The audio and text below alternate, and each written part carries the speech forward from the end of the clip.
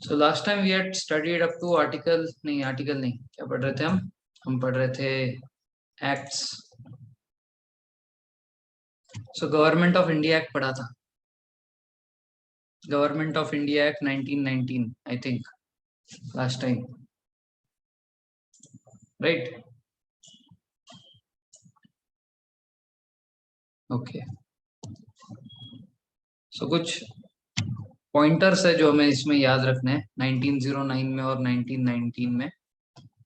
सो 1909 इसलिए याद रखना है, this is Morley Minto reforms. ठीक है. मिंटो जो है इसने कम्युनलिज्म स्टार्ट किया था इंडिया में. He had appointed separate electorate for the Muslims. ठीक है. This happened for the first time. Hence Minto is called as the father of communalism in India. ठीक है ना. ये एक इम्पोर्टेंट था. उसके बाद ये जो लेजिस्लेटिव काउंसिल है, लेजिस्लेटिव काउंसिल मतलब जहाँ पे कानून बनाया जाता है. ठीक है. Where the laws are made. ठीक है. सो वो जो है मेंबरशिप 16 से 60 हो गई. सो नंबर ऑफ मेंबरशिप बहुत ज्यादा बढ़ा दिया गया था 16 से 60. ठीक है ना. तो ये जो है 16 से 60, ये नंबर बढ़ाने के पीछे इन्होंने किया क्या? What did they do? They did nomination, if you remember, है ना. नॉमिनेट कर रहे थे मेंबर्स को. तो ये नॉमिनेट करने के लिए एक तरीके का इलेक्शन हुआ था. However no one mention this word election, but एक तरीके का इलेक्शन था. ठीक है ना. तो उस इलेक्शन के अंदर इन लोगों ने सेपरेट इलेक्टरेट्स दे दिए थे मुस्लिम्स के लिए. मुस्लिम जब खड़ा होगा तो उसको वोट मुस्लिम ही करेगा.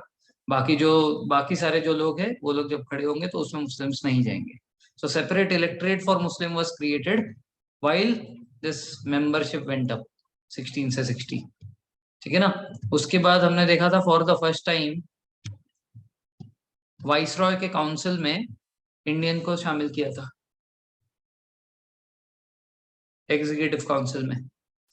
याद है ऐसा कुछ? For the first time association of Indian was made in the executive council. Yes. तो ये कौन थे? सत्येंद्र प्रसाद सिन्हा, है ना. वाइसरॉय के एग्जीक्यूटिव काउंसिल में he became the first Indian. Then communal representation मैंने बता दिया. ठीक है. ये सारे इंपॉर्टेंट पॉइंट्स थे 1909 के. अब 1919 में हमने देखा था कि प्रोविंसेस के हाथ में कुछ उन्होंने एक्सक्लूसिव पावर्स दे दिए थे. जैसे सबसे पहले क्या किया था? सबसे पहले इन्होंने state list, that is province list, and central list, इन दोनों लिस्ट को अलग किया. ठीक है ना. स्टेट लिस्ट एक बनाया जिसको उस टाइम पे प्रोविंशियल लिस्ट कहते हैं, और एक सेंट्रल लिस्ट बनाया.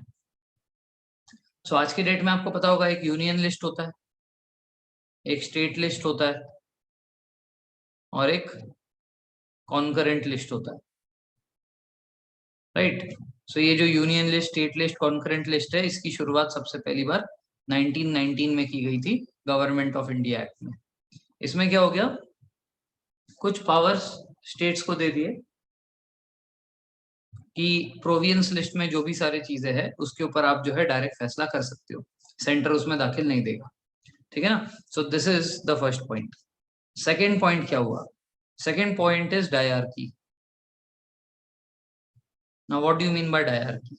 डायरकी बहुत ही इंपॉर्टेंट है, याद रखना इस चीज को. डायरकी का मतलब है जैसे प्रोविंस लिस्ट है. ठीक है. प्रोविंस लिस्ट मतलब आज के डेट का स्टेट लिस्ट. ठीक है. सो प्रोविंस लिस्ट में क्या किया? इसके सब्जेक्ट्स को फिर से दो कैटेगरीज में बांट दिए. एक था ट्रांसफर्ड, एक था रिजर्व्ड. अब इस नाम के पीछे का मतलब समझो. ट्रांसफर्ड क्यों? क्योंकि सेंटर ने कुछ पावर्स अब स्टेट के पास ट्रांसफर किए थे, इसलिए they are called as transferred subjects. Reserved का मतलब क्या? रिजर्व का मतलब हर स्टेट का एक गवर्नर है. ठीक है ना. Governor of Bombay, governor of Madras, governor of Bengal, governor of Punjab, governor of north western province. So जो भी गवर्नर है उस स्टेट का, उस स्टेट का जो गवर्नर है वो अपने 3-4 लोगों के साथ, ओनली अ वेरी सिलेक्टेड 3-4 लोगों के साथ इन रिजर्व सब्जेक्ट्स के ऊपर फैसला करेगा. ये बाकी सबके सामने नहीं फैसला होगा. तो प्रोविंस में बहुत सारे मेंबर्स थे लेजिस्लेचर में. There were many members in legislature. ठीक है ना. तो उन चीजों के ऊपर, ट्रांसफर्ड सब्जेक्ट्स जब हम लोग बात कर रहे हैं, तो उन चीजों के ऊपर सबके साथ चर्चा होगी जितने भी लोग लेजिस्लेटिव बॉडी में है. बट कुछ ऐसे मुद्दे थे जिसके ऊपर गवर्नर ने बोला कि मैं इसको रिजर्व बनाऊंगा, जिसके ऊपर मैं और मेरी जो एग्जीक्यूटिव काउंसिल है जिसमें बहुत कम लोग थे, ठीक है ना, सिर्फ हम लोग उसके ऊपर फैसला करेंगे। Only we are going to make that happen, ठीक है। सो उसके ऊपर सबके साथ डिस्कशन नहीं होगा।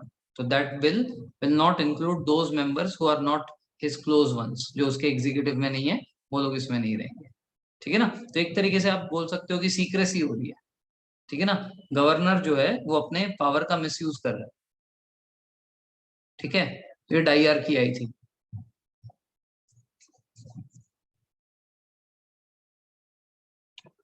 सो डाईआरकी क्या है? It divided the provincial subjects into two part, transfers and reserved. The transferred subjects were to be administered by the governor with the aid of council responsible for legislative council. However, the reserved subjects, on the other hand, were to be administered by governor and his executive council without responsible to the legislative council. Legislative council से पूछा भी नहीं जाएगा कि इसका क्या करना है, सही है कि गलत है, कुछ नहीं पूछा जाएगा। इसके ऊपर गवर्नर अपने एग्जीक्यूटिव काउंसिल के साथ फैसला लेगा। This dual scheme of governance was called as diarchy, ठीक है। This is derived from a Greek term which means double rule, ठीक है। However, this experiment was largely unsuccessful. अब इसी बात है ना, जो लोग लेजिस्लेचर में बैठे हैं बोलेंगे कि हमारा क्या काम है, on very important topics governor is making his own decisions, हमें पूछ भी नहीं रहा है, और लॉ बनाने वाले हम हैं, तो उनको इम्पोर्टेंस ही नहीं लगा, ठीक है ना। Then it introduced for the first time bicameralism and direct elections in the country. Very important question. सबसे पहली बार बाईकैमरलिज्म जो है देश में कब आया? बाईकैमरलिज्म मतलब क्या होता है? अपर house and lower house. Upper house मतलब काउंसिल ऑफ स्टेट। अब प्रोविंसेस बन गए, अलग अलग प्रोविंसेस, हर प्रोविंस से कुछ रिप्रेजेंटेटिव जो है अपर हाउस में होंगे, ठीक है। और देखो बोला डायरेक्ट इलेक्शंस भी स्टार्ट हुआ। डायरेक्ट इलेक्शन मतलब आम जनता अपने लोगों को सिलेक्ट कर सकती है, जस्ट लाइक लोकसभा। सो इसमें डायरेक्ट इलेक्शन के कारण लोकसभा बना, ठीक है ना, दैट इज लोअर हाउस। और एक अपर हाउस बना जिसमें council of state, that means provinces से लोग जाएंगे। So this is called as bicameral system. So bicameralism जो है इंडिया में पहली बार लागू हुआ, और इसमें डायरेक्ट इलेक्शन स्टार्ट हो गए। क्लियर है? अब डायरेक्ट इलेक्शन जो स्टार्ट हुए, ये नहीं बोला है कि इसमें सारे के सारे अडल्ट वोट कर सकते हैं, ठीक है ना। जो वोटिंग राइट्स थे, ठीक है, इसको पॉलिटी के टर्म्स में अडल्ट फ्रेंचाइजी कहा जाता है। तो एक होता है यूनिवर्सल अडल्ट फ्रेंचाइजी, एक होता है अडल्ट फ्रेंचाइजी, एक होता है लिमिटेड फ्रेंचाइजी। सो यहाँ पे लिमिटेड फ्रेंचाइजी थी, ठीक है ना। तो लिमिटेड फ्रेंचाइजी का मतलब क्या? यहाँ पे कुछ ही लोगों को वोटिंग राइट्स मिली। तो ये जो वोटिंग राइट्स है ये कुछ ही पैरामीटर्स पे थी कि आपके पास इतना प्रॉपर्टी होना चाहिए, आप इतना टैक्स पे करते हो कि नहीं, आपका बेसिक लेवल ऑफ एजुकेशन कितना है। इसके बेसिस पे कुछ ही लोगों को जो है वोट करने का राइट ग्रांट किया गया।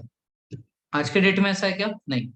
आज के डेट में इंडिया में जो भी 18 से ऊपर है उन सभी को वोटिंग राइट है, चाहे उसके पास क्या बोलते हैं प्रॉपर्टी हो, क्या वो एजुकेशन है, क्या उसकी एजुकेशन है वो भी नहीं देखा जाता है, और वो कितना टैक्स पे कर रहा है, कितना लैंड रख रहा है, कुछ नहीं देखा जाता।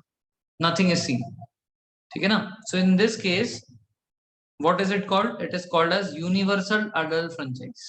मतलब जो भी अडल्ट है यूनिवर्सली, चाहे मेल हो फीमेल हो, टैक्स भरता हो नहीं भरता हो, एजुकेशन में कुछ भी हो, वो सब लोग जो है वोट करने के लिए एलिजिबल है। That is universal adult franchise.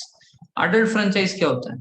Adult franchise is anyone who is adult but there are certain provisions like कि उसका एजुकेशन क्या है, उसके पास लैंड कितना है, दैट इज अडल्ट, ठीक है ना। Anyone who is over certain age, जैसे हमारे देश में 18 है, उसके ऊपर ये सारे conditions.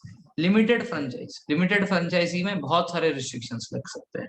It can also say that कि फीमेल कैन नॉट वोट, ठीक है, anyone who is not literate can not vote, something like that, ठीक है ना। सो इंडिया में क्या है? Universal adult franchise. कौन से आर्टिकल से? Article 326। Article 326 mentions about universal adult franchise in India, ठीक है ना। सो हाउ एवर यहाँ पे डायरेक्ट इलेक्शन जो हुए इसमें लिमिटेड लोगों को वोटिंग राइट्स मिली थी। क्लियर है यहाँ तक? ओके। वाइस रॉय की एक एग्जीक्यूटिव काउंसिल थी। इस एग्जीक्यूटिव काउंसिल में पहली बार इंडियन को शामिल किया गया था 1909 में, और सत्येंद्र प्रसाद सिन्हा जो है वो पहले बने थे।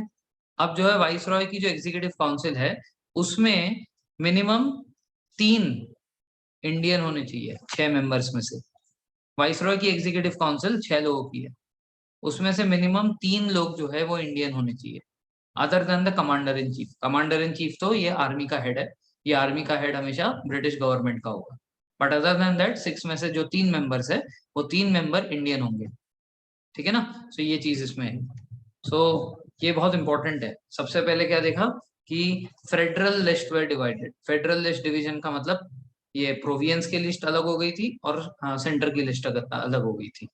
उसके बाद सेकंड पॉइंट में देखा कि जो प्रोविंस की लिस्ट थी उसमें 2 पार्ट्स आ गए थे, ट्रांसफर्ड एंड रिजर्व, ठीक है ना। इसको बोलते हैं diarchy. So diarchy was introduced in 1919 for the first time, ठीक है। उसके बाद जो है बाई कैमरलिज्म आया, ये भी इंपॉर्टेंट है, अपर हाउस लोअर हाउस, ठीक है। फोर्थ, वाइसरॉय के 6 जो एग्जीक्यूटिव काउंसिल मेंबर्स है उसमें से 3 इंडियंस होने चाहिए। पहले तो ये सत्येंद्र प्रसाद सिन्हा बने थे, उसके बाद कोई दूसरे लोग। Then it extended the principle of communal representation. 1909 में पहली बार मुस्लिम के लिए सेपरेट इलेक्टोरेट दिया गया। 1919 में ये सारे माइनॉरिटीज को दे दिया। सिख्स के लिए अलग इलेक्टोरेट रहेगा, इंडियन क्रिश्चियंस के लिए अलग रहेगा, एंग्लो इंडियंस के लिए अलग रहेगा, और दूसरे यूरोपियंस, जैसे इंडिया में अब भी कुछ फ्रेंच बचे हैं जो पौंडीचेरी में रहते हैं, अब भी कुछ पोर्तुगीज बचे हैं जो गोवा में, दीव दमन में, दादर नगर हवेली में रहते हैं, तो इन सबको जो है यूरोपियंस माना जा रहा है। तो इनके लिए भी एक अलग जो है रिप्रेजेंटेशन दे दिया, ठीक है ना। तो इस तरीके से जो है कम्युनल रिप्रेजेंटेशन को और बढ़ावा किसने दिया? मॉन्टेग्यू क्लेम्सफोर्ड रिफॉर्म में, ये क्लेम्सफोर्ड ने। सो क्लेम्सफोर्ड जो है, Chelmsford was the viceroy at that time, ठीक है, ही इज द वाइसरॉय, ठीक है। He had increase the electoral system in India. Clear है यहां तक?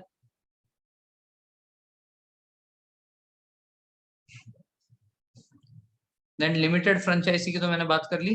कुछ ही लोग जो है, कुछ ही लोगों को जो है वोट करना अलाउड था, ठीक है, जो लोग प्रॉपर्टी रखते हैं अपने साथ, टैक्स रखते हैं, एजुकेशन उनकी है वो। Then it created a new office of high commissioner. Okay, this is important, ठीक है, एग्जाम पॉइंट ऑफ व्यू से नहीं, आपके जानकारी के लिए इम्पोर्टेंट है। अगर मान लो किसी यूएस के सिटीजन को इंडिया घूमने के लिए आना है, what will he require? He will require a visa. तो ये वीजा कैसे मिलेगा? उसको अपने देश में ही मिलेगा या जब वो इंडिया पहुंच जाएगा तब मिलेगा? Will get it in US, अपने ही देश में मिलेगा। ओके, सो उसको अपने देश में देगा कौन? ये by Indian ambassador. Very good. So basically वहां पे इंडियन एम्बेसी होगी, so that Indian embassy is going to issue this visa to this person, है ना। एक तरीके से वीजा क्या होता है कि हाँ, yes, you are permitted to visit our country. So उस कंट्री में ये जो एम्बेसी है इसमें हमारे आईएफएस के लोग जाते हैं, इंडियन ये फॉरेन, हाँ, आईएफएस मतलब इंडियन फॉरेन सर्विसेज। तो फॉरेन सर्विसेज से हमारे इंडिया के जो लोग हैं वो दूसरे कंट्री में एज ए एम्बेसिडर जाते हैं, ठीक है ना, as a ambassador. Now same concept है, लेकिन क्या है कि there were 77 countries, there were नहीं, there are 77 countries which were ruled by the Britain, ठीक है। ये ब्रिटेन ने हमें रूल किया, जैसे हमें किया वैसे ही और भी 76 कंट्रीज को और किया, टोटल मिला के 77 कंट्रीज है। तो after they had stopped ruling all this countries, they were grouped into G77। ये वो कंट्रीज है जिसको एक बार किसी समय अंग्रेजों ने रूल किया था। सो ये जो ग्रुप ऑफ 77 है, later they were called as commonwealth countries, ठीक है ना, they were called as commonwealth countries. ये जो कॉमनवेल्थ गेम सुना होगा आपने, तो इसमें कौन पार्टिसिपेट करता है? ये पार्टिसिपेट करने वाले यही कंट्रीज है, ठीक है ना। इन कंट्रीज में जो एम्बेसडर होता है उसको एम्बेसडर नहीं कहते, उसको हाई कमिश्नर कहते हैं। ये पोस्ट जो है अंग्रेजों ने 1919 में स्टार्ट किया था। सो कहीं पे भी आप सुनो न्यूज में, जब हम करंट अफेयर्स पढ़ते हैं ना, तो वहां पे आएगा so and so person has been appointed at high commissioner at so and so place, ठीक है ना। अभी CH लीस में जो है इंडिया से एक हाई कमिश्नर बना है। तो जब भी आप ये टर्म सुनो हाई कमिश्नर, समझ जाना कि ये जो देश है उसको अंग्रेजों ने कभी ना कभी रूल किया था। इसलिए वहां पे जो इंडियन एम्बेसडर जा रहा है उसी को बस हाई कमिश्नर कह रहे हैं. So there is no difference between Indian ambassador and high commissioner, the same. Just that की high commissioner term is used in this commonwealth nations, and other nations where who were not ruled, there we call it embassy and ambassador. Clear है? So it created a new office, ठीक है, high commissioner for India. ठीक है, ये कहाँ पे बना? London में. तो इंडिया से पहला आईएफएस ऑफिसर लंदन गया हाई कमिश्नर के तौर पे. ठीक है, अब ये हाई कमिश्नर के तौर पे जब गया, उसको सारा का सारा वो काम दे दिया जो एक्चुअल में secretary of state of India करता था. ठीक है, secretary of state of India के मैक्सिमम जो चीजें थे वो इसके हाथ में वो कर दिए, ट्रांसफर कर दिए.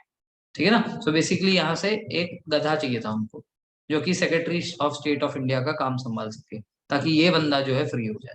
ठीक है, सो तनख्वाह उसको उतनी ही मिलेगी, काम उसको सारा का सारा secretary of state of India का करना पड़ेगा. ठीक है, provided for the establishment of public service commission, very very very very important. 1921 में, देखो मैंने आपको पहले भी कहा था कि ज्यादातर ये जो एक्ट्स है ये 2-2 साल बाद लागू होते हैं. सो 1919 1921 में लागू हुआ. ठीक है ना? सो 1921 में public service commission, central public service commission कहते थे इसको. तो सेंट्रल पब्लिक सर्विस कमीशन 1921 के तहत बन जानी चाहिए थी. ठीक है ना? अब आप बोलोगे कि सर हमने तो ये 1980s में ही देखा, 1860s में ही देखा था कि 1860s में ही जो है Satyendranath Tagore became the first IAS officer. So how is it being created now? है ना, सत्येंद्रनाथ टैगोर जो है 1864 में पहले आईएएस रहे थे. ठीक है, सो यहाँ पे कैसे बन रहा है? तो ऐसा है कि अभी तक इंडियंस को एग्जाम लंदन में जाके देना पड़ता था. ठीक है, दे did not appear for the exam in India. But after 1926 21 में लागू हो गया था एक्ट, बट इसका इफेक्ट आते आते इंडिया में सारे प्रोविजन बनते बनते इनका ऑफिस क्रिएट होते टाइम लग गया. So from 1926 onwards recruitment of civil servant started in India. So basically this ये Central Public Service Commission, today we call it UPSC. So UPSC जो है ये इंडिया में एग्जाम कब से कंडक्ट करने लगा? 1926 से. ठीक है ना? 21 में लॉ पास हो गया था, मतलब वैसे तो 19 में ही हो गया था, उसका इफेक्ट 21 में आया और इंडिया में एग्जाम देना 26 से स्टार्ट हो. क्लियर है ये चीज?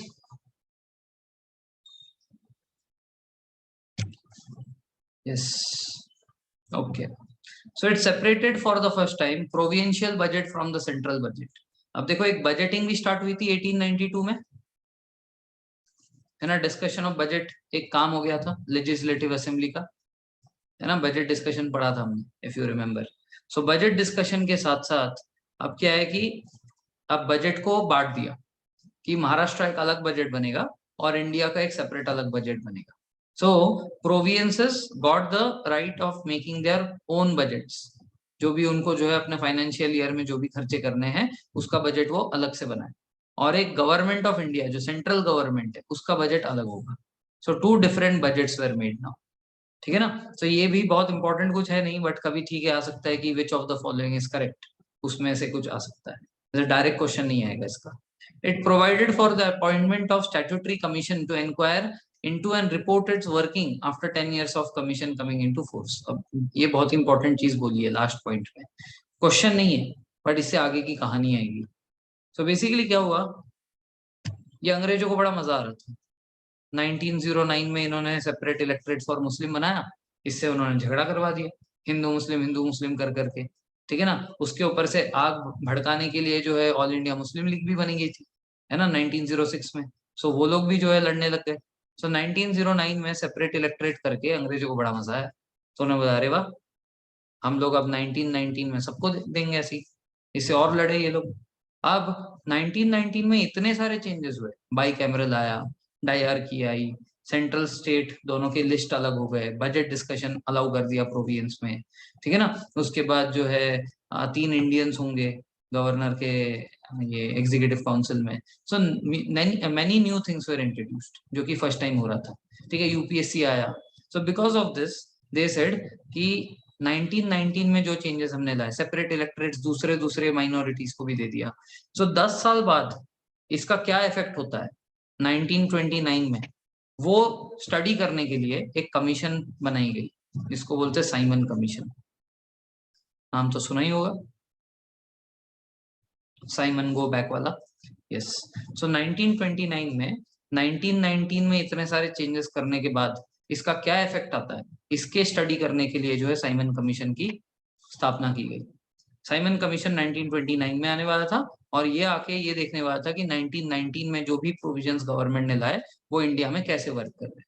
बेसिकली ये तो बोलने की बात है, वो देखने आना चाह रहा था कि इंडियंस इससे जो है ज्यादा लड़ रहे कि नहीं लड़ रहे, are they fighting against each other, so that क्या है कि ये फ्रीडम वाला भूत इनके सर से उतर जाए, या it is not having any impact. For this study Simon commission was appointed.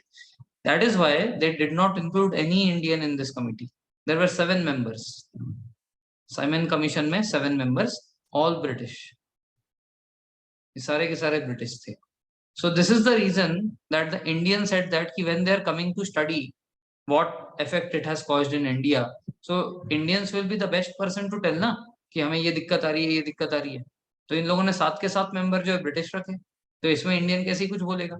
सो जब ये बात कांग्रेस को पता चली कि ऐसा कमीशन बिठाया गया 1929 में आएगा, उसमें सारे ब्रिटिश है, उसमें इंडियंस को शामिल किया भी नहीं जा रहा है, so they started their discussions of boycotting this.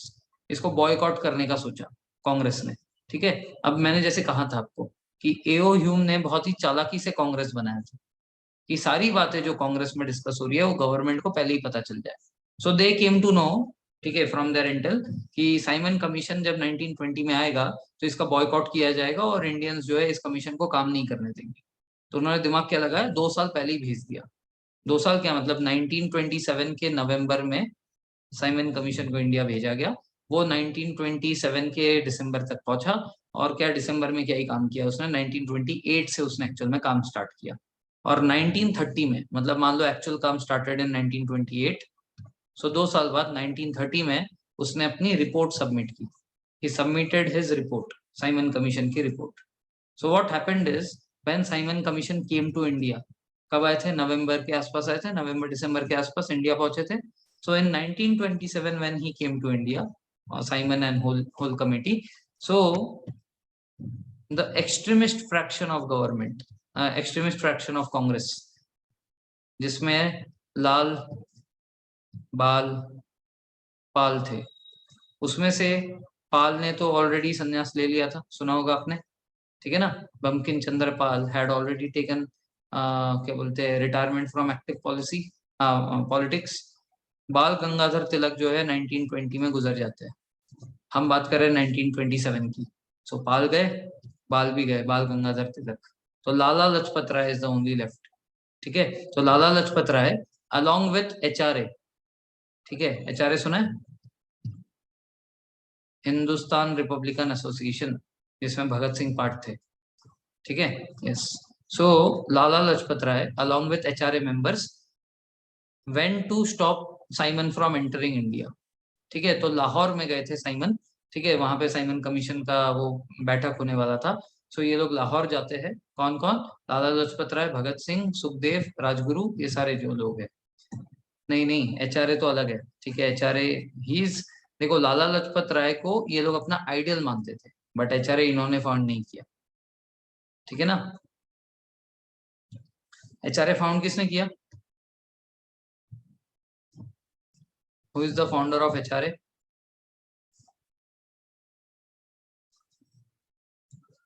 बताओ। नहीं, भगत सिंह ने नहीं किया, चंद्रशेखर आजाद ने भी नहीं किया, राम प्रसाद बिस्मिल, नाम सुना है, काकोरी, यस, ओके, राम प्रसाद बिस्मिल जी ने किया है, ठीक है। एनीवेज, तो आई वाज टॉकिंग अबाउट 1927 में Lala Lajpat Rai on and all the HRA people went to boycott this. ठीक है, तो जो आपने सुना होगा ना Simon go back, Simon go back, वो लाला लाजपत राय उनके अंडर में बाकी सारे जो यूथ्स थे वो लोग कर रहे थे, ठीक है ना। तो वहां पे जब ये प्रोटेस्ट चल रहा था 1927 में, तो वहां पे एक पुलिस ऑफिसर थे, ठीक है, पुलिस ऑफिसर जिसका नाम था स्कॉट्स,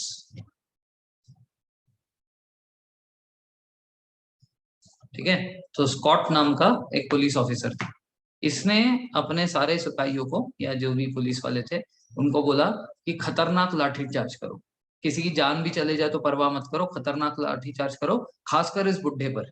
कौन बुड्ढा? लाला लाजपत राय। ठीक है ना, ऐसा कहा था, उनके वर्ड्स है, मैं नहीं बोल रहा। ठीक है। सो स्कॉट्स ने ऑर्डर किया, अपने सैनिकों को बोला कि जितना मार सकते हो मारो, ठीक है, पकड़ पकड़ के मारो, कोई दिक्कत नहीं।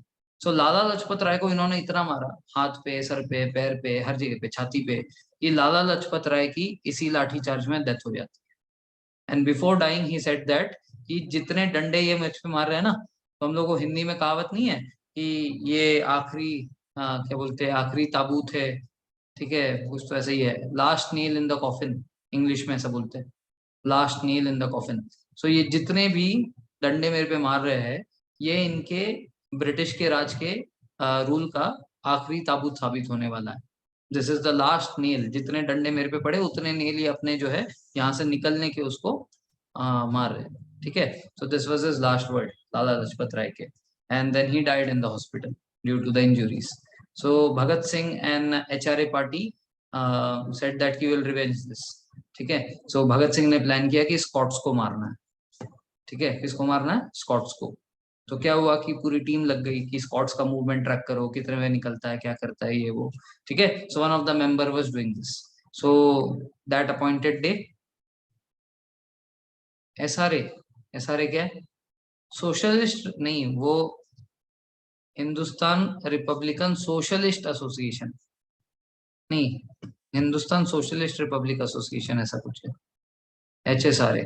सोशलिस्ट वर्ड डाल दिया था, वो बाद में बना था, उसके बाद बना था वो। ठीक है, सो अब क्या हुआ कि HRA से ये जो बंदा देख रहा था सारा, जो उसने ट्रैक किया था कि स्कॉट इस टाइम पे निकलता है, on the appointed day Bhagat Singh बंदूक लेकर उधर पहुंच गए कि ये स्कॉट्स आएगा, मैं उसको गोली मारूंगा। सो जिसने इतने दिन से ट्रैक किया था, उसने बोला, एक पुलिस ऑफिसर पीछे मुड़ा हुआ था, उसने बोला कि यही है स्कॉट्स, मार दो। तो भगत सिंह ने गोली चला दी। भगत सिंह ने गोली चला दी, तो जो बंदा खड़ा था पीछे होकर, वो बंदा सॉन्ड्रस था, स्कॉट्स नहीं था। तो एक गोली चला दी। एक गोली चलाने के बाद पता चला रहे तो सॉन्ड्रस है। ठीक है ना, लेकिन अब क्या ही कर सकते हैं। अब एक एक गोली मारा, अब रुक जाएंगे ऐसे, वो मरेगा भी नहीं और फालतू में इनको जेल हो जाएगी।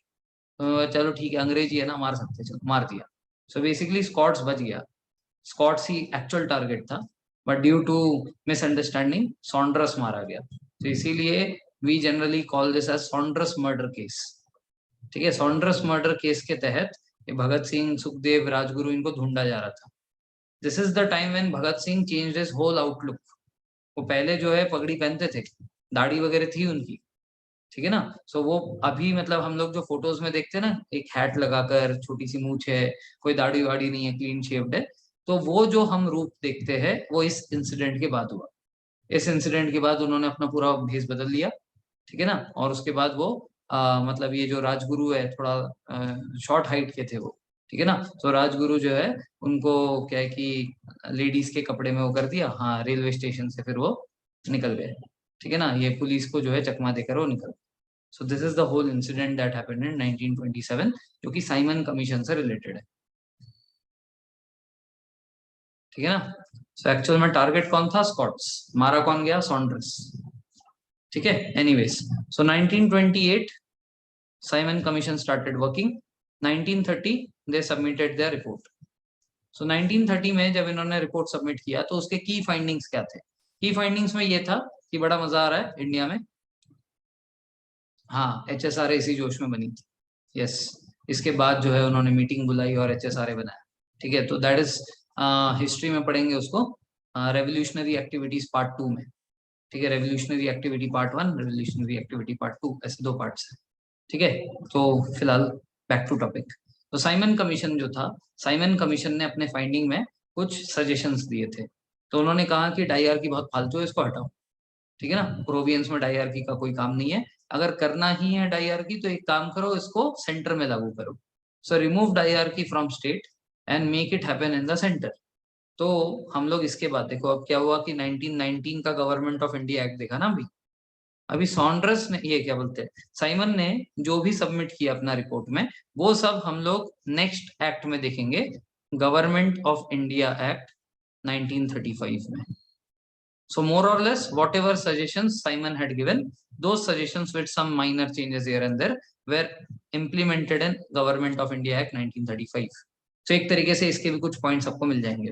तो साइमन कमीशन ने कहा डाईआरकी जो है स्टेट में कोई काम का नहीं है, प्रोविंस में, इसको अगर रखना ही है तो आप सेंटर में रखो। तो डाईआरकी वेंट टू सेंटर। हाउएवर वो वहां पे भी कोई सक्सेस नहीं हुआ और वो कभी एग्जिस्टेंस में आया ही नहीं। ठीक है, वहां पे वाइस रॉय ने कभी इसको किया ही नहीं। तो लेकिन गवर्नमेंट ऑफ इंडिया एक्ट में दिखेगा कि diarchy was remove from province and it was transfer to centre. ठीक है, पहला चीज। दूसरा, सेपरेट इलेक्टोरेट्स कंटिन्यू करने की सजेशन दी उसने कि इसमें बड़ा मजा आ रहा है इंडिया में, सबसे सबसे मजेदार चीज तो यही दिखी कि इंडियंस आपस में लड़ रहे हैं। ठीक है ना, सो हमें तो लगता है कि और लड़ाना चाहिए। सो साइमन कमीशन सजेस्ट करते हैं कि ये हिंदूज में भी ना डिवीजन है, हिंदूज में भी अपर कास्ट और लोअर कास्ट को लेकर इनके बीच में जो है बनती नहीं है, तो एक काम करो इनको और लड़ाओ। तो ही सेड कि we should divide the Hindus also into two parts. One is the Dalits, ठीक है, the schedule caste schedule tribes वाले Dalits, and the upper class. तो हिंदूज को भी दो हिस्सों में बांट देना चाहिए, we should make a separate electorate for that also. So this was also one of his provisions. ठीक है ना। देन ही सजेस्टेड कि इंडिया को जो हम लोग एक फेडरेशन बनाते हैं। ठीक है, तो फेडरल गवर्नमेंट का मतलब पता ही है हमें कि उसमें जो हम लोग छोटे छोटे यूनिट्स बनाएंगे। So instead of ruling this country in one hand, let us divide the power. अब फेडरेशन ऑफ इंडिया जब बोला, इनका मास्टरमाइंड क्या था, मास्टर प्लान क्या था? प्लान था कि इंडिया में अभी उनके कहाँ कहाँ पे जगह है, जो जगह में प्रिंसली स्टेट से मतलब राजा महाराजा रूल कर रहे थे, 1935 तक भी उनको ये सारी जगह नहीं मिली थी इंडिया में। इनफैक्ट 1947 में भी नहीं थी। वो तो सरदार पटेल ने जाकर इनको कन्विंस किया कि आपको इंडिया में जुड़ना चाहिए। अदरवाइज प्रिंसली स्टेट्स तो इनसे बाहर था। बट अंग्रेजों को तो कहाँ वो कहाँ सेटिस्फाई रहते थे। So they wanted this princely states also to be captured by them. तो उसके लिए साइमन कमीशन ने कहा कि एक काम करो, मार्केटिंग करो ऐसे कि हम लोग एक फेडरेशन ऑफ इंडिया बना रहे हैं। इस फेडरेशन ऑफ इंडिया में ब्रिटिश इंडिया रहेगा, इंडियन रूल स्टेट्स रहेंगे एंड प्रिंसली स्टेट्स रहेंगे। ठीक है, so this federation will have British Indian territories, it will have princely states and it will have Indian rulers rule states. ठीक है ना, जैसे निजाम्स ऑफ हैदराबाद, ये जो है ये इंडियन रूल स्टेट था। तो इन सबको जो है हम लोग मिलाकर एक फेडरेशन बनाते हैं। ये फेडरेशन में हम लोग कुछ पॉइंट सोच सकते हैं, जैसे पूरे फेडरेशन का एक सुप्रीम कोर्ट बनेगा। सुप्रीम कोर्ट जो है मतलब प्रिंसली स्टेट से भी कोई चीज होगी, उधर प्रॉब्लम होगी तो उसकी भी सुनवाई सुनेगा, और ब्रिटिश इंडिया से भी सुनेगा, इस तरीके से।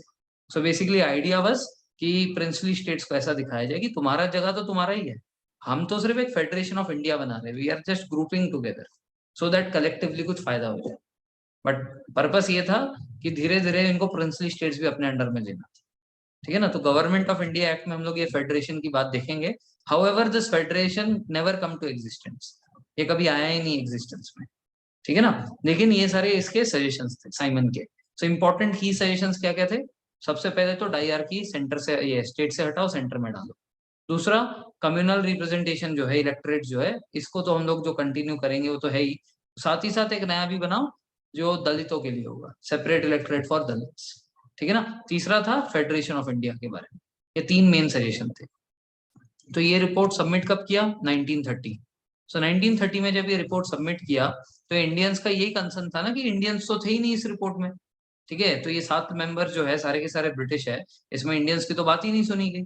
सो इफ साइमन कमीशन के चीजों को इम्प्लीमेंट करे तो एक बार इंडियंस की भी राय ले लेनी चाहिए, ऐसा क्वीन को लगा। सो क्वीन सेड दैट कि let's conduct some round table conference.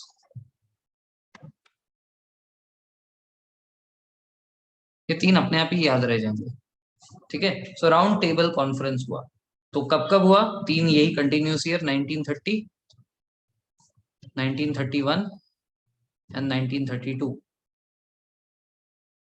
ऐसे 3 साल में ये जो है राउंड टेबल कॉन्फ्रेंसेस हुए। So they had asked the Indians also to participate, कि इंडियंस की भी राय मिल जाए। बट क्या है कि साइमन कमीशन जब इंडिया में पूरी रिपोर्ट बना रहा था तब कोई भी इंडियन शामिल नहीं था। तो इसलिए कांग्रेस ने इस राउंड टेबल कॉन्फ्रेंस को बॉयकॉट किया, और पहले राउंड टेबल कॉन्फ्रेंस में कोई भी कांग्रेस से मेंबर शामिल ही नहीं हुआ। हाउएवर बी आर अम्बेडकर गए थे इंडिया से रिप्रेजेंटेटिव बन के। क्यों? क्योंकि बी आर अम्बेडकर ऑलरेडी चाहते थे कि दलितों के लिए सेपरेट इलेक्टोरेट बने, और साइमन ने वो काम कर दिया। So because of that B R Ambedkar had gone. ठीक है, and he had okayed to this statement की there should be a separate electorate for Dalits. ठीक है ना। 1930 was the same year when Dandi march took place. Dandi march हुआ था महात्मा गांधी का। सो दांडी मार्च जो है वो हुआ था 12 मार्च से लेकर 6 अप्रैल 24 डेज, ठीक है ना। 12 मार्च से 6 अप्रैल 1930। सो ये जो दांडी मार्च हुआ, इस दांडी मार्च से सिविल डिसोबीडियंस मूवमेंट की स्टार्टिंग हुई। Civil disobedience movement led by Mahatma Gandhi. तो first in command Mahatma Gandhi ji, second in command. कोई आपसे ये नहीं पूछेगा दांडी मार्च किसने किया था, सबको पता है गांधी जी थे। यूपीएससी पूछेगा कि सेकंड इन कमांड कौन थे, क्योंकि जब दांडी मार्च हुआ तो गांधी जी को पहले ही बोला था गवर्नमेंट ने कि ऐसे मास वो नहीं करना, ठीक है, ऐसे मास लेवल पे जो है कोई भी ऐसा मत बनाना। तो गांधी जी ने नहीं मानी थी। दांडी मार्च में बहुत सारे लोग आ गए थे, ठीक है ना। तो गांधी जी को और बहुत सारे लोगों को अरेस्ट कर लिया गया था बीच दांडी मार्च में, ठीक है। बीच मतलब क्या है कि वो गए, उन्होंने सॉल्ट उठाया और उनको हथकड़ी लगाकर लेकर गए। तो सॉल्ट तोड़ने तक गांधी जी थे। उसके बाद जो है वहां पे और भी चीजें हो रही थी continuous, but Gandhi ji and many others were arrested by that time, ठीक है ना। सो गांधी जी के बाद नेतृत्व किसने संभाला? सरोजिनी नायडू ने,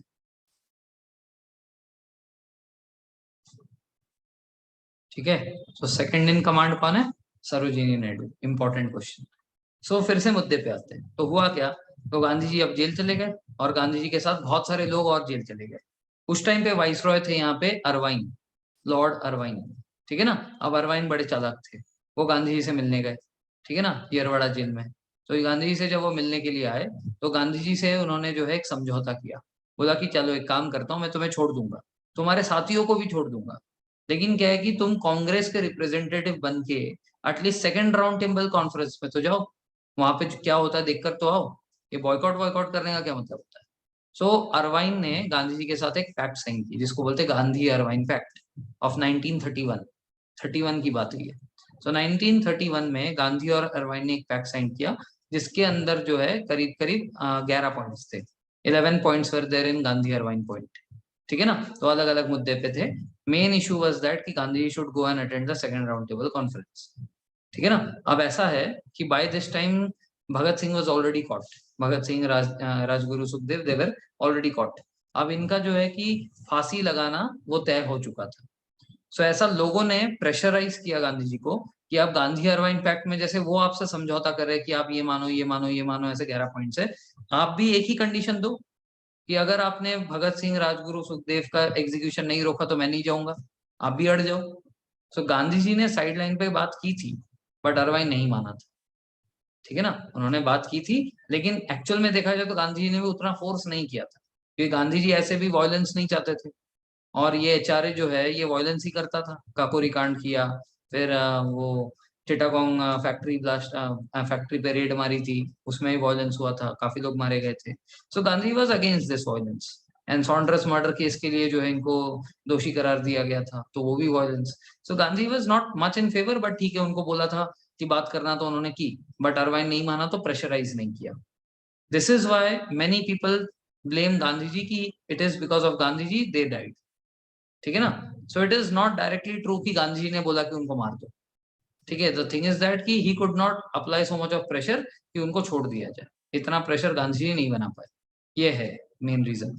anyways, so what happened after this Gandhi Irwin pact? After Gandhi Irwin pact, Gandhi ji agreed to participate in the second round table conference that took place in 1931।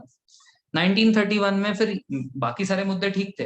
Gandhi ji ने सिर्फ बोला कि ये जो सेपरेट इलेक्टोरेट फॉर दलित है ना, ये नहीं होना चाहिए, हिंदुओं में बंटवारा नहीं होना चाहिए, हिंदू एक है, वो एक ही रहे तो अच्छा है, there should be no separate electorate for Dalits in this. So Gandhi ji नहीं माने और राउंड टेबल कॉन्फ्रेंस में बी आर अम्बेडकर जी जो है उसको एडवोकेट करते रहे कि they should have a separate electorate. तो दोनों की बनी नहीं, तो गांधी जी बीच में ही छोड़कर राउंड टेबल कॉन्फ्रेंस इंडिया आ गए।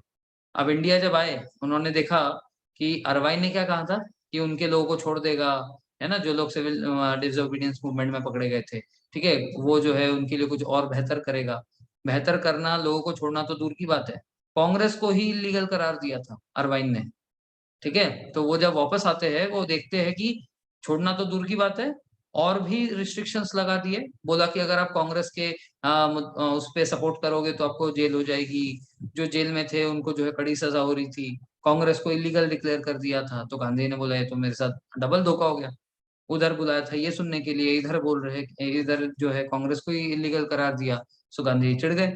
So after coming back in 1931 he again started the civil disobedience movement. तो सिविल डिसोबीडियंस मूवमेंट बीच में थोड़ा सा रुक गया था, उसको रिस्टार्ट किया।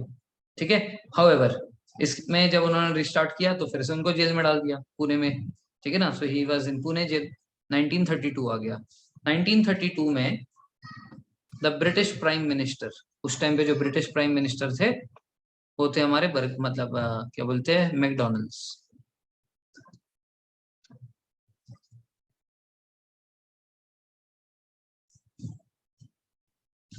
ठीक है। So MacDonald was PM of Britain at that time.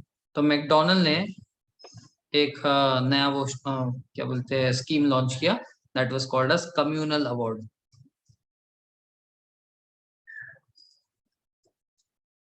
ये कोई अवार्ड नहीं है वैसे, ठीक है। कम्युनल अवार्ड नाम से अवार्ड लग रहा है, it is not a award basically. कोई ऐसे पान पराग बाहर मसाला, ठीक है, कम्युनल अवार्ड पेशकश, ठीक है, that is not that.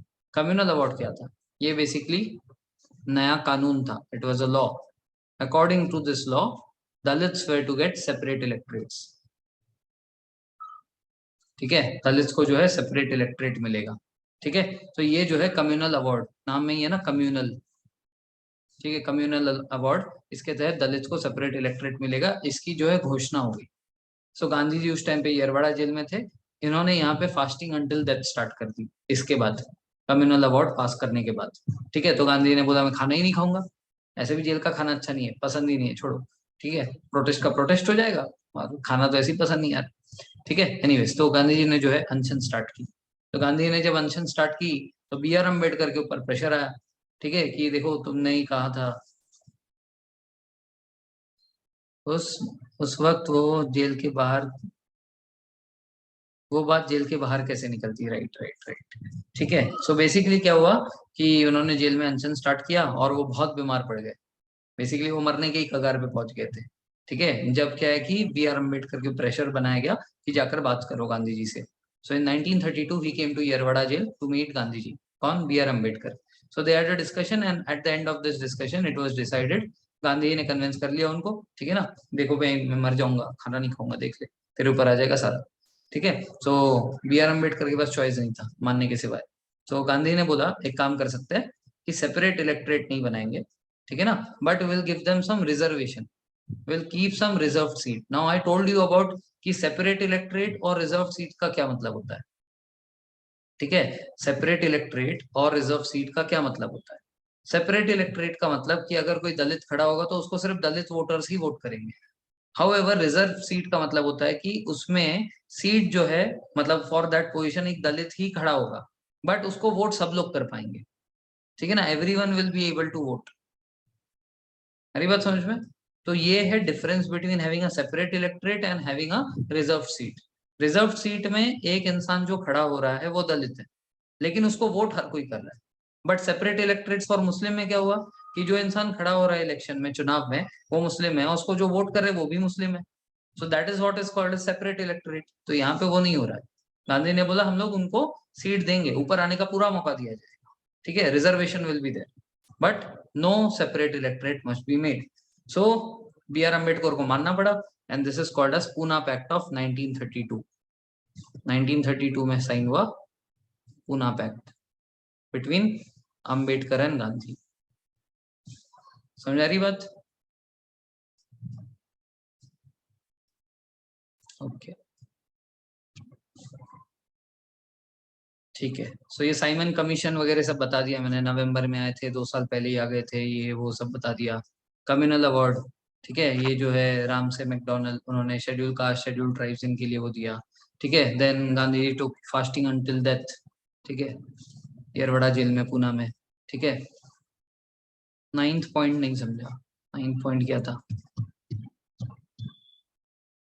Separated for the first time provincial budget. Budget सुना है ना, निर्मला सीतारमन जी बताती है इसके दाम बढ़ जाएंगे, इसके दाम घट जाएंगे, है ना। हाँ, तो उसको बोलते हैं बजट। तो कहाँ होता है? सेंटर में होता है। वैसे ही महाराष्ट्र का भी होता है क्या? यस। ठीक है। So now that means we are having a central budget and a state budget. वो पहली बार यहाँ पे आया। Central budget will be separate from provincial budgets. Province को अलग बजट मिला, सेंटर का अलग बजट हुआ। सो मतलब जैसे अभी अपना लोकसभा होता है और वैसे ही अपना स्टेट के अंदर विधानसभा होता है। तो विधानसभा के अंदर एक बजट पेश होगी, लोकसभा के अंदर एक बजट पेश होगी। तो लोकसभा वाला सेंट्रल है और विधानसभा वाला स्टेट के लिए। वो चीज यहाँ से स्टार्ट हुई। क्लियर? सो कम्युनल अवार्ड बता दिया, ठीक है। तो येरवड़ा जेल में at last there was an agreement between the leaders of Congress and the depressed classes. मतलब बेसिकली ये लीडर कौन है? एक तरफ कांग्रेस के गांधी जी, दूसरे तरफ डिप्रेस्ड क्लासेस के B R Ambedkar. This agreement came to be known as Poona pact, और गांधी अम्बेडकर पैक्ट भी बोलते हैं इसको, ठीक है। It retained the Hindu joint electorate and gave reserve seat to the depressed classes, ठीक है। तो रिजर्व सीट मिल गया इसमें। कोई डाउट किसी को इसमें? Okay. Now government of India act 1935, ठीक है। So it provided for the establishment of all India federation. अभी मैंने बताए थे 3 पॉइंट्स जो साइमन ने बताए थे कि एक ऑल इंडिया फेडरेशन बनाना चाहिए, जिसमें कि हमारा स्टेट आएगा, सेंटर आएगा, ये सेंटर आएंगे, प्रोविंसेस आएंगे, प्रिंसली स्टेट्स भी आएंगे, है ना। So it provided for the establishment of all India federation consisting of provinces and princely states as unit. This act divided the powers between center and the unit in terms of three lists, federal list, that is center, province and concurrent. अब देखो पहली बार ये list कब divide हुए थे? 1919 में। उसमें सिर्फ एक स्टेट लिस्ट और एक सेंट्रल लिस्ट था, कॉन्करेंट लिस्ट की बात नहीं हुई थी। अब फेडरल लिस्ट यहाँ पे जो डिवीजन हो रहा है 1935 में, वो 3 में हो रहा है। Central list with 59 items, provincial list with 54 items and concurrent list with 36 items, जिसके ऊपर सेंटर और स्टेट दोनों कलेक्टिवली फैसला कर सकते हैं। And the residuary powers were given to the viceroy. So आज के डेट में भी ये पॉइंट हमने यही से लिया। Today also we have a federal list in which there is a central list जो कि पार्लियामेंट देखेगा, province list that is state list जो कि अपना विधानसभा देखेगा, कॉन्करेंट लिस्ट जिसके ऊपर दोनों फैसले करेंगे, और जो भी रेसिडरी पावर होगी वो पार्लियामेंट के हाथ में होगी। पार्लियामेंट विल डिसाइड अल्टीमेटली उसका क्या करना है। सो यहाँ पे पार्लियामेंट नहीं है, यहाँ पे वाइसरॉय है, दैट्स इट, इतना ही डिफरेंस है, ठीक है ना। तो ये हो गया पहला पॉइंट, ऑल इंडिया फेडरेशन बनाने की बात हुई थी और उसमें 3 ये लिस्ट सेपरेट किए थे, फेडरल लिस्ट, स्टेट लिस्ट और वो। दैट मींस स्टेट है स्टेट लिस्ट। तो अब इसी बात है ना, स्टेट को ही स्टेट लिस्ट देंगे ना, और किसको देंगे? What is the main question?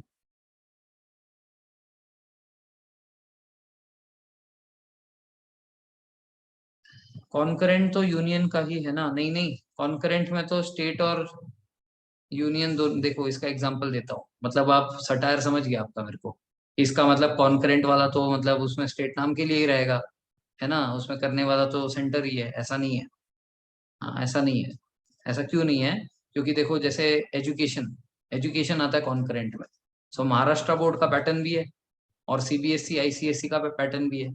तो दिल्ली बोर्ड बोलते हैं ना हम लोग, क्यों? बेसिकली केंद्र विद्यालय, केंद्र मतलब सेंट्रल, वहां का जो भी सिलेबस है वो सेंटर डिसाइड करता है, ठीक है ना, मिनिस्ट्री ऑफ एजुकेशन डिसाइड करती है, ठीक है। वैसे ही हर एक स्टेट में अपना अपना स्टेट बोर्ड भी तो है, तो उसके ऊपर तो स्टेट ही डिसाइड करता है, ठीक है ना। तो ऐसे ये तो एक एग्जांपल छोटा सा हो गया, ऐसे ही हर चीज में है, ठीक है। जैसे हेल्थ, ठीक है, there are certain government hospitals जो कि अपना स्टेट गवर्नमेंट चलाता है, सर्टन गवर्नमेंट हॉस्पिटल्स जो कि सेंट्रल गवर्नमेंट चलाता है, ऐसा भी होता है, ठीक है ना। तो ऐसा नहीं है कि कॉन्करेंट। हाँ एनआईटीज है, ठीक है, एनआईटीज आईआईटीज, ठीक है, एनआईटी स्टेट में होता है, आईआईटीज सेंटर का होता है, right, something like that. Second point, it abolished diarchy in the provinces and introduced provincial autonomy in its place. Diarchy याद है? Transferred list and reserved list. Governor ने बोला कि ट्रांसफर्ड लिस्ट में हम लोग सब लोग बात करेंगे, रिजर्व लिस्ट में सिर्फ मेरी एग्जीक्यूटिव काउंसिल बात करेगी। तो ये जो डायरकी है प्रोविंस से हटा दिया और इसको जो है इन्होंने सेंटर में लगाया। थर्ड पॉइंट में देखो, it provided for the adoption of dyarchy at the centre. However मैंने बताया ना कि ये कभी it did not came into existence at all, this provision of act did not come into operation at all, ठीक है, ये कभी लागू हुआ ही नहीं, ठीक है। सो डायरकी जो है देखो, इस पॉइंट को उतना एग्जैगरेट करके फायदा नहीं है, प्रोवियन से हटाया और सेंटर में लाया, खत्म। ये 2 और 3 पॉइंट कंबाइन कर लो। क्लियर है यहाँ तक? It introduce bicameralism in 6 out of 11 provinces. देखो उस टाइम तक 11 प्रोविंसेस बन चुके हैं। कब की बात हो रही है? एक्चुअल में हम लोग एक्ट तो पढ़ रहे हैं 1935 का, बट इंडिया में 1937 में 11 प्रोविंसेस थे। We had 11 provinces. Now going back to little backwards, हमने कॉन्स्टिट्यूएंट असेंबली का हिस्ट्री पढ़ा था। We had studied the constitutional assembly का हिस्ट्री, जिसमें अगस्ट ऑफर की बात की थी मैंने, क्रिप्स मिशन की बात की थी, कैबिनेट मिशन की बात की थी। Do you remember? यस। सो 1937 में क्या हुआ था? 1937 में elections were held in all the 11 provinces. ठीक है ना? 1937 में elections were held in all the 11 provinces. ठीक है? 8 आउट ऑफ 11 प्रोविंसेस कांग्रेस जीता। ठीक है? 0 आउट ऑफ 11 प्रोविंसेस में मुस्लिम लीग जीता। और 2-3 छोटे मोटे पार्टीज थे, जैसे अपना शिवसेना, एमएनएस, ये छोटे छोटे पार्टीज है ना, वैसे एक एक अलग अलग स्टेट में ऐसे छोटे छोटे पार्टीज जीते। ठीक है? यहाँ पे सबसे बड़ा पचका हुआ था ये मुस्लिम लीग का, क्योंकि इनको लगा था कि कांग्रेस एक बड़ा पार्टी है, हम भी एक बड़े पार्टी है, बीजेपी कांग्रेस टाइप का। तो बीजेपी सीट जीता है तो कांग्रेस को थोड़ा बहुत तो कुछ मिल ही जाता है, बट यहाँ पे तो एकदम ही मतलब जीरो मिला है मुस्लिम लीग को। तो ये हम उस पीरियड की बात करें, 1937 में there were 11 provinces, out of which 6 में जो है बाई कैमरल सिस्टम लाया। आउट ऑफ विच 6 में बाई कैमरल सिस्टम लाया, मतलब upper house and lower house. 11 में से 6 में, मतलब 5 में यूनी कैमरल था। आज के डेट में भी ऐसे ही है। आज के डेट में भी we have 28 states, but hardly 8 to 9 states have bicameralism, मतलब upper house and lower house. So Maharashtra is one of them. ठीक है ना? बंगाल में जैसे बाइकैमरलिज्म नहीं है। ठीक है? यूपी में बाइकैमरलिज्म है। So there are 8 out of 28 states where bicameralism exist today. ठीक है ना? यहाँ पे 6 out of 11 provinces are having bicameralism. Thus the legislature of Bengal, Bombay, Madras, Bihar, Assam and UP, ठीक है, United provinces, were made bicameral consisting of legislative council that is upper house and legislative assembly that is lower house. legislative council को आज हम लोग विधान परिषद बोलते हैं और legislative assembly को आज हम लोग विधान सभा बोलते हैं। However, many restrictions were placed on them. ठीक है ना? मतलब वही कि सेंट्रल गवर्नमेंट ने स्टेट गवर्नमेंट में बाइकैमरल सिस्टम तो दे दिया, लेकिन उनकी बहुत सारी जो है राइट्स छीन लिए कि आप ऐसा नहीं कर सकते, वैसा नहीं कर सकते, ऐसा। ठीक है ना? ये हो गया फोर्थ पॉइंट। तो फोर्थ पॉइंट में क्या याद रखना है? बाइकैमरल सिस्टम 11 में से 6 प्रोविंसेस में लागू है। बाइकैमरल मतलब अपर हाउस लोअर हाउस, खत्म। It further extended the principle of communal representation by providing separate electorates for depressed classes that is schedule caste, women and labours. तो अब बोले ये क्या बात हुई? गांधी जी से पैक्ट तो साइन हुआ था कि इसको नहीं करना है, ऐसा सेपरेट इलेक्टोरेट नहीं बनाना डिप्रेस्ड क्लासेस के लिए। तो ये 35 में कैसे आ गया? तो ऐसा सवाल मेरे को भी आया था। However this never came into existence. उन्होंने पॉइंट डाल तो दिया था, लेकिन ये कभी हुआ नहीं। ठीक है? वरना गांधी जी फिर से अनशन पे बैठ जाते। ठीक है? So it never happened. It abolished the Council of India, established by the Government of India Act 1958. The Secretary of State of India was provided a team of advisor.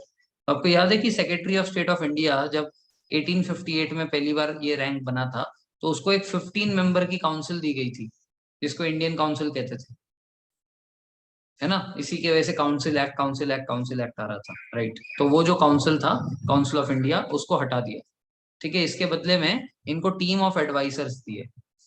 तो आज के डेट में जो हमारे प्राइम मिनिस्टर, ये president साहब है, president साहब को क्या बोलते हैं कि he is bound to listen to the aid and advice of council of ministers.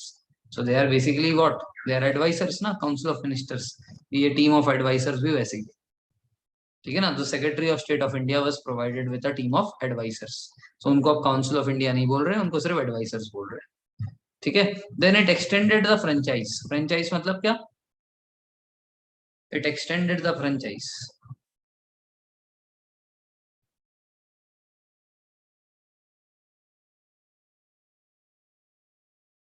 लिखा है यहाँ पे, पढ़ के ही बता दो। हाँ। सो 10% ज्यादा लोगों को अब वोटिंग राइट और मिल गया। पहले लिमिटेड वोटिंग राइट्स थे ना लोगों के पास, जिसके पास प्रॉपर्टी है, जो टैक्स भरता है, ऐसा। ठीक है? तो 10% लोगों को और मौका मिला, क्या बोलते हैं, इलेक्शन में वोट करने का। ठीक है? ये जो फ्रेंचाइज है, ये फ्रेंचाइजी और बड़ी थी 1989 में, मतलब फ्री इंडिया में, जब वोटिंग एज 21 ईयर से 18 कर दिया गया था। अब इसी बात है 3 साल के कम उम्र में इंडिया में कितनी पॉपुलेशन होगी, जो कि 18, 19, 20, 21 ऐसे 4 एज ग्रुप में पढ़ेंगे, तो ऑब्वियसली बात है ना कि it will increase the franchise more. ठीक है, तो एक चीज को भी रिलैक्स कर दो, लेट्स से कि चलो कल से जो है आपको ये टैक्स भरने वाला जो पॉइंट है वो लागू नहीं होता। ठीक है, तो जितने लोग टैक्स नहीं भर रहे थे वो सब अब एलिजिबल हो गए ना वोट करने के लिए। तो इस तरीके से फ्रेंचाइजी बढ़ती है। कोई एक चीज को जो है रिलैक्स कर दो, एज को कर दो या कोई पैरामीटर को कर दो इस तरीके से। ठीक है, सो 10% more people get the voting right. ठीक है, इन दिस। उसके बाद it provided for establishment of reserve bank of India. Now reserve bank of India actually was made in 1934। ठीक है, बट अब कौन से एक्ट के तहत रिजर्व बैंक बनाया, कोई एक्ट ही नहीं था।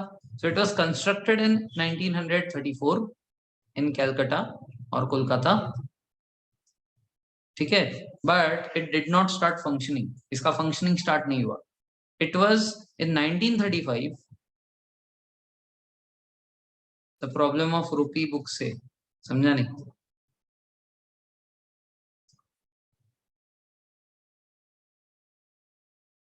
केबीसी में आया था ये क्वेश्चन, ओके हाँ। ठीक है, सो रिजर्व बैंक ऑफ इंडिया 34 में बनाया गया। ठीक है, 35 में ये जो एक्ट आया गवर्नमेंट ऑफ इंडिया एक्ट, इसके तहत इसको जो है मंजूरी मिली ऑपरेशन की। However Calcutta was not a suitable place. ठीक है, तो इसको जो है परमानेंटली बॉम्बे में ट्रांसफर किया गया। सो तब से मुंबई ही इसका हेडक्वार्टर है। तो आज के डेट में रिजर्व बैंक ऑफ इंडिया का हेडक्वार्टर कहाँ है, मुंबई है। बट वो इनिशियली एक साल कहाँ था, कैलकाटा में था, बट वो ऑपरेशनल नहीं था। ठीक है ना, so it provided for the establishment of not only public federal public service commission but also provincial public service commission and joint public service commission। ठीक है, सो इसमें क्या है कि फेडरल पब्लिक सर्विस कमीशन की बात हो रही है। फेडरल क्यों, अभी मैंने बोला ना ऑल इंडिया फेडरल फेडरेशन बनाया इन्होंने, तो इसीलिए क्या है कि अब सेंट्रल हटाकर इसको बोला federal public service commission, which later on became union public service commission. So आपको पता होगा ना, जैसे यूपीएससी होता है वैसे ही अपने महाराष्ट्र में एमपीएससी होता है, यूपी में यूपी पीसीएस होता है। तो इसको बोलते हैं स्टेट पीसीएस एग्जाम्स। ठीक है ना, state public service commission exams. ठीक है, सो एक तो यूपीएससी बनी, एक प्रोविंस पब्लिक सर्विस कमीशन बनी जो स्टेट पीसीएस है, and then joint public service commission भी बनी। तो आज भी ये joint public service commission exist करता है क्या, यस। जैसे हरियाणा और पंजाब में जॉइंट पब्लिक सर्विस कमीशन है, तेलंगाना और आंध्र प्रदेश में जॉइंट पब्लिक सर्विस कमीशन है। तो इनके एग्जाम एक साथ होते हैं और उनके ऑफिसर्स को दोनों स्टेट में जो है पोस्टिंग मिल सकती है। अब जैसे महाराष्ट्र के साथ किसी का नहीं है, तो इसका मतलब एमपीएससी पास करेगा तो वो बंदा महाराष्ट्र में ही ऑफिसर बनेगा, उसको कोई पोस्टिंग बाहर नहीं आएगी। बट यूपीएससी में क्या होता है, यूपीएससी वाले का आईपीएस बने आईएएस बने पूरे इंडिया में जो है उसकी पोस्टिंग आ सकती है। ठीक है ना, तो ये डिफरेंस होता है। तो joint public service commission more than one state में पोस्टिंग आएगी। पब्लिक सर्विस ये state public service commission only for that particular state, and union public service commission for the whole country. ठीक है, then it also established a federal court just like supreme court which was established in 1937। ये federal court जो है ये मतलब federation कभी exist ही नहीं किया। ठीक है ना, क्यों, क्योंकि कोई भी प्रिंसली स्टेट आगे बढ़कर नहीं आया कि हमें फेडरल फेडरल स्ट्रक्चर में पार्ट लेना है। They just wanted to remain independent. और लेट्स से कि दे अंडरस्टूड कि इनके पीछे की नियत क्या है। आज सिर्फ फेडरेशन में बुला रहे, कल हमको कैप्चर कर लेंगे, बोलेंगे फेडरेशन के ये रूल्स है और वो हमें मानने पड़ जाएंगे। So no princely state came up for this federal structure. So because of this federalism से रिलेटेड जितने भी चीजें सारे फेल हो। क्लियर है यहाँ तक? Okay, great. सो आर्टिकल ये क्या बोलते हैं, गवर्नमेंट ऑफ इंडिया एक्ट 1935 तक ही पढ़ना होता है। ये इंडियन इंडिपेंडेंस एक्ट जो है इसको हम लोग ऑलरेडी कवर कर चुके पहले। ठीक है, we have already studied cabinet mission. ठीक है, कैबिनेट मिशन के बाद माउंट बैटन ने जो है किस तरीके से पार्टीशन किया। ठीक है, 3 जून 1947 में कैसे इंडिया पाकिस्तान अलग हो गया, ऑल दिस थिंग्स इसमें। ठीक है, चलो एक बार गो थ्रू कर लेते फिर। Indian independence act of 1947।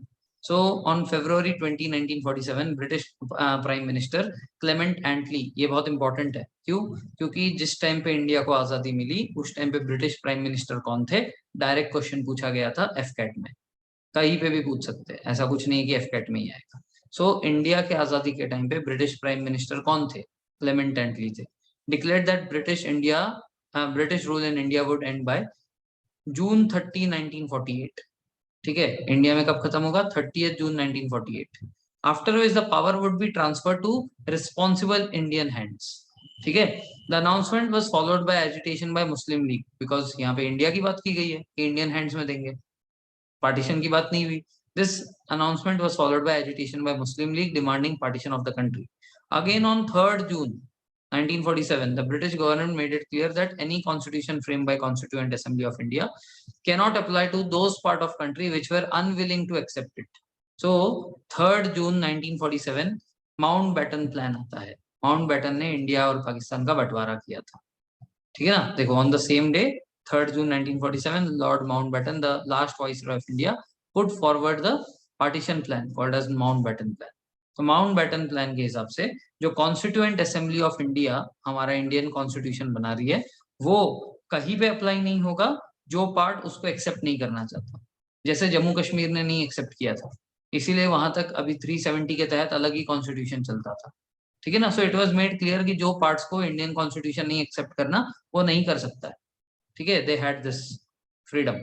The plan was accepted by Congress and the Muslim league with immediate effect and was given the plan enacting as Indian Independence Act. तो 3rd जून 1947 के इस प्लान को इंडियन इंडिपेंडेंस एक्ट कहा जाता है. इसके तहत क्या होगा? दो डोमिनियन क्रिएट होंगे, एक इंडिया और एक Pakistan. Am I saying dominion? Yes. So it was dominion. Why? Because India did not have its own constitution by then. 1947 में हमारा कॉन्स्टिट्यूशन रेडी ही नहीं था. So जब तक कॉन्स्टिट्यूशन रेडी नहीं है, हम क्या कर रहे थे? हम ब्रिटेन के ही चीजों को आगे कैरी फॉरवर्ड कर रहे थे. तो ब्रिटेन ने इसीलिए मिलिट्री और फॉरेन रिलेशन अपने हाथ में रखा था. तो क्योंकि ये दोनों चीज से हम लोग, मतलब ये दोनों चीज अगर नहीं मिलती तो उसको डोमिनियन बोलते हैं. So as we were not having this two things, hence India became a dominion. So it ended the, what are the features of this Indian Independence Act? It ended the British rule in India and declared India as an independent and sovereign state from 15th August 1947. It provided for the partition of India and creation of two independent dominions of India and Pakistan with the right to cede with the British Commonwealth. तो British Commonwealth के साथ जुड़ना है या नहीं जुड़ना है, Indians के हाथ में वो ऑप्शन था. इंडिया जुड़ी हुई है. It abolished the office of viceroy. ठीक है, और दोनों को जो है एक गवर्नर जनरल दिया. डोमिनियन के लिए governor general. So who became the first governor general after independence? Mountbatten ही बने थे. ठीक है ना. बट माउंटबेटन कुछ समय तक रहे. कब तक? ये डेट तक 30 जून 1948 का है ना कि British rule would and in India, जो क्लेमेंट ने एंटली ने कहा था. तो इस डे पे, ठीक है, माउंटबेटन जो है गवर्नर के पद से इस्तीफा देते हैं एंड इंडियन गवर्नर. ठीक है, इंडियन गवर्नर कौन बने? He was the first and the last Indian governor of dominion of India. Chakravarti Rajgopalachari. Yes, Rajaji. Chakravarti Rajgopalachari became the first and last governor of dominion of India. ठीक है. तो यहाँ पे जो है His Majesty's government in Britain was to have no responsibility with respect to government or India or Pakistan. So after independence, government of England जो है वो इंडिया के लिए या पाकिस्तान के लिए बिल्कुल भी रिस्पॉन्सिबल नहीं है. That means now Secretariat of State of India can breathe easily. अब इसको सू नहीं किया जाएगा. It empowered the Constituent Assembly of both the dominions to frame and adopt their own constitution. उनको जैसे जैसे चाहिए वो अडॉप्ट कर सकते हैं. उसमें जरूरी नहीं है कि आप ब्रिटिश पार्लियामेंट का कोई भी चीज रखो. अगर आप रखना चाहते हो तो आपकी मर्जी, नहीं रखना चाहते हो तो भी आपकी मर्जी. No issues. It empowered the Constituent Assembly of both the dominions to legislate their respective territories till the new constitutions were drafted and enforced. तो जब तक आपका कॉन्स्टिट्यूशन नहीं आता है तब तक भी आपके हाथ में पावर है कि आपने टेरिटरीज को आप रूल कर सकते हो. मतलब इंडिया को रूल इंडिया करेगा, पाकिस्तान को रूल पाकिस्तान करेगा. even though the constitution was not ready. No act of the British Parliament passed after 1947 was to be extended in either of the two dominions. British parliament में, मतलब England में, जो भी rule पास होगा वो इंडिया में valid नहीं होगा. अगर आप चाहो तो ले सकते हो, नहीं चाहो तो नहीं ले सकते हो. ठीक है. It was extended thereafter law of legislation of dominion. It abolished the office of Secretariat of State of India. तो Secretariat of State of India को भी खत्म कर दिया and transferred his function to the Secretary of State of India for Commonwealth Affairs. अब Commonwealth nations के पूरे 77 countries के लिए एक सेक्रेटरी ऑफ स्टेट बना दिया. उसके हाथ में सारी रिस्पॉन्सिबिलिटीज होती. It proclaim the lapse of British paramountcy over the Indian princely states. ठीक है. पहले आपको ऐसे मैं पढ़ाऊंगा आगे, ठीक है। तो बेसिकली एक रॉडन हेस्टिंग आए थे, ठीक है। Rawdon Hastings had become the governor general of Bengal, ठीक है। तो रॉडन हेस्टिंग ने बोला कि हम लोग पैरामाउंट है, मतलब अगर कोई प्रिंसली स्टेट हमें चाहिए होगा तो हम जो है आपको बिना बोले अटैक करके वो छीन लेंगे, because we are your paramount, ठीक है ना। आप तब तक राज करो जब तक हमें दिक्कत नहीं है, जिस दिन हमें वो जगह चाहिए तो वो जगह चाहिए, वी आर द पैरामाउंट, ये रॉडन हेस्टिंग ने बोला था, ठीक है ना। तो ये जो British paramountcy over princely state है इसको खत्म कर दिया। It granted freedom to Indian princely states either to join the dominion of India or dominion of Pakistan. India में जितने ही प्रिंसली स्टेट से बोला कि आपको इधर जाना है तो उधर जाओ, उधर जाना है तो उधर जाओ। अब इंडिया में ऐसे दो जगह थे जो कि ब्रिटिश ये क्या बोलते पाकिस्तान के बॉर्डर से नहीं लगते थे, लेकिन उनको भी पाकिस्तान में जुड़ना था। जैसे हैदराबाद एक है, ठीक है, और एक जूनागढ़ है। जूनागढ़ जो है गुजरात में पड़ता है और हैदराबाद जो है अपने नीचे पड़ता है, क्या बोलते हैं, आंध्र प्रदेश में, अभी तो तेलंगाना में, ठीक है ना। तो इन दोनों को भी हम लोग किसी तरह इंडिया में शामिल कर चुके थे, ठीक है, बट इनको जाना था, इनकी इच्छा थी, ठीक है। The dominions were however authorised to make their modifications in it. अच्छा, ये ऊपर वाला हो गया। It provided for the governments of each of the dominions and the provinces by government of India act 1935। 1935 के हिसाब से आप रूल करने लग जाओ जब तक आपका कॉन्स्टिट्यूशन नहीं बनता, ठीक है ना। It deprive the British monarch to his rights of veto wills. अब क्या था, पहले ब्रिटिश मोनार्क, क्योंकि इंडिया में रूल किसका चल रहा था, क्राउन रूल था, तो क्योंकि क्राउन रूल था तो लास्ट वेटो पावर जो है राजा का था। मतलब कोई भी चीज इंडिया के पार्लियामेंट में एक्सेप्ट हो भी गई फिर भी उसको रिजेक्ट कर सकता है उधर का किंग, और उसके पास एब्सोल्यूट वेटो होता है। मतलब अगर उसने ना बोला तो ना, हाँ बोला तो हाँ, उसके पास हाईएस्ट पावर, ठीक है ना। हमारे इंडियन प्रेसिडेंट की तरह नहीं, ये एक बार जो है मना कर दिया, एक बार जो है फिर से रीसेंड किया तो दोबारा उसको अप्रूव करना ही पड़ता है। It was not like that, he had absolute veto, but this right was reserved by Governor General. The Governor General would have full power to assent to any bill in the name of His Majesty.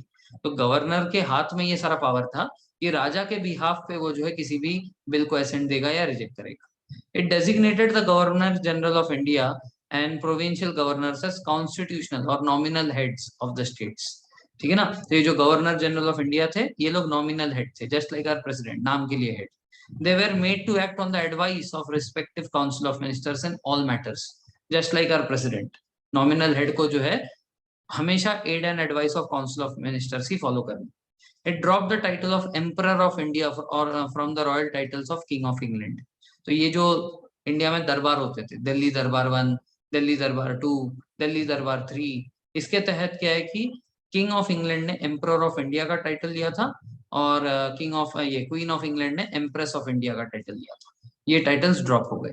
It discontinued the appointment of civil servants and reservation of posts by secretariat of state of India. Secretariat of state of India के पास power था कि आप certain civil positions reserve रख सकते हो अपने बंदों के लिए। अब ये अपॉइंटमेंट खत्म हो गई, अब वो कोई अपॉइंटमेंट नहीं कर सकता, ठीक है ना। So at the stroke of midnight between 14 to 15 August 1947 British rule in India came to an end and the powers were transferred to two newly independent dominions of India and Pakistan. So this is how we got our freedom. Clear hai? So this chapter finally